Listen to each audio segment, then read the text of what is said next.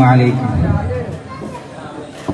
بسم الله والصلاة والسلام على أشرف المرسلين وعلى آله وصحبه أجمعين أما بعد.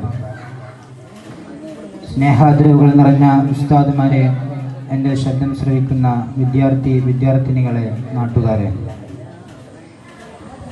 മീലാദുൻ നബി സംജിതമായി കൊണ്ടാടുന്ന ഈ സുന്ദര നിമിഷത്തിൽ സ്നേഹിക്കാം മുത്തുനബി എന്ന വിഷയത്തെ ആസ്പദമാക്കി ഒരൽപ്പം സംസാരിച്ച് ഞാൻ നിർത്താം. നാദം തൗഫീഖ് നൽകുമാറാവട്ടെ. ആമീൻ. ഒരു വിശ്വാസിയെ സംബന്ധിച്ചിടത്തോളം അനിവാര്യ കാര്യമാണ് മുത്തുനബിയെ പ്രണയിക്കൽ. അതില്ലാതെ ഒരാളും യഥാർത്ഥ വിശ്വാസിയാവുകയില്ല. മറ്റൊരിക്കൽ ഉമർ റളിയല്ലാഹു അൻഹു മുത്തുനബി സല്ലല്ലാഹു അലൈഹി വസല്ലമ തങ്ങളോട് പറയുകയുണ്ടായി, നബിയെ, ഞാൻ എൻ്റെ ശരീരം കഴിഞ്ഞാൽ ഏറെ സ്നേഹിക്കുന്നത് അങ്ങയെയാണ്.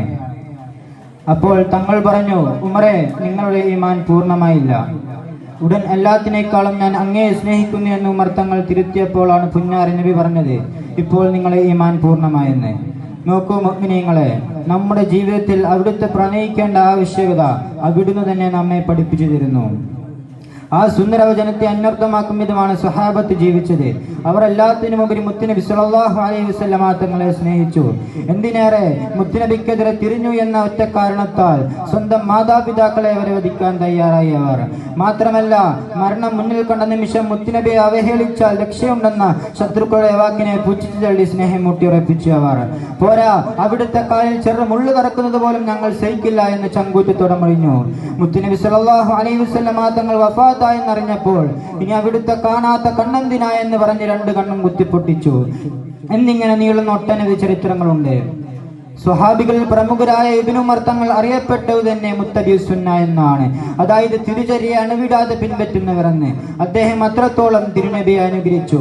ഇനി താബീങ്ങളിലേക്ക് വന്നാൽ, ഉഹുദിൽ മുൻപല്ല് പൊട്ടിയ ഹബീബിന് വിഷമം വന്ന സമയം തന്റെ മുഴുവൻ പല്ലും കുത്തിപ്പൊട്ടിച്ച ഉവൈസുൽ ഖറനി തങ്ങളും മുത്തുനബി സല്ലല്ലാഹു അലൈഹി വസല്ലമ തങ്ങൾ നടന്ന ഭൂമിയിൽ ചെരുപ്പ് ധരിക്കാതെ, വാഹനം കയറാതെ, മൂത്രമൊഴിക്കാതെ സ്നേഹം കാഴ്ചവെച്ച മാലിക് തങ്ങളും ചരിത്രതാളുകളിൽ മങ്ങാതെ മറയാതെ നിലനിൽക്കുന്നു.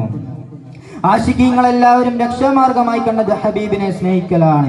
അവിടുന്ന് തന്നെ പറഞ്ഞല്ലോ, ഒരാൾ ആരെ പ്രിയം വെച്ചോ നാളെ അവരുടെ കൂടെ ആയിരിക്കും. സ്നേഹിക്കപ്പെടേണ്ടവരുടെ മുഴുവൻ വിശേഷണങ്ങളും ഒത്തിണങ്ങിയവരാണ് മുത്തുനബി സല്ലല്ലാഹു അലൈഹി വസല്ലമ തങ്ങൾ.